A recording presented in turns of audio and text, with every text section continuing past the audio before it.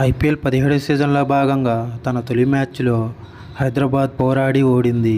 అత్యంత ఉత్కంఠభరితంగా సాగిన మ్యాచ్లో కోల్కతా 4 పరుగుల తేడాతో నెగ్గింది.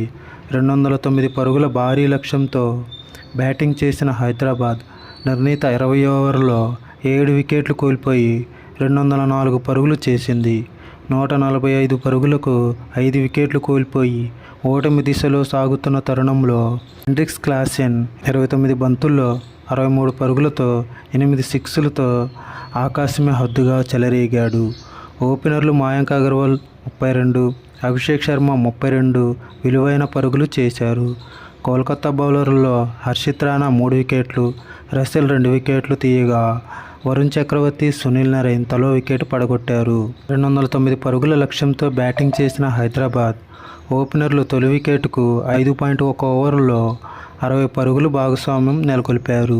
ఈ తరుణంలో తొలి వికెట్గా హర్షిత్ రాణా బౌలింగ్లో మయాంక్ అగర్వాల్ అవుట్ అయ్యాడు. 71 పరుగుల వద్ద మరో వికెట్ ఓపెనర్గా ఉన్న అభిషేక్ శర్మ అవుట్ అయ్యాడు. తర్వాత వచ్చిన రాహుల్ త్రిపాఠి 20, మార్కరం 18 జోడీ ఇన్నింగ్స్ను సరిదిద్దే ప్రయత్నం చేశారు. అయితే 107 పరుగుల వద్ద మార్కరం, 111 పరుగుల వద్ద త్రిపాఠి స్వల్ప వ్యవధిలో అవుట్ అయ్యారు. దీంతో హైదరాబాద్ పీకల్లోతు కష్టాల్లో పడింది.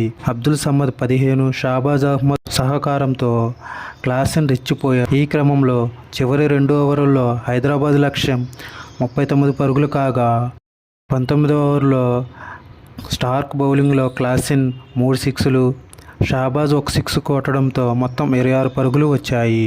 చివరి ఓవర్లో విజయానికి 13 పరుగులు కాగా తొలి బంతికి క్లాసెన్ 6 కొట్టడంతో హైదరాబాద్ విజయం ఖాయమనుకున్నారంతా.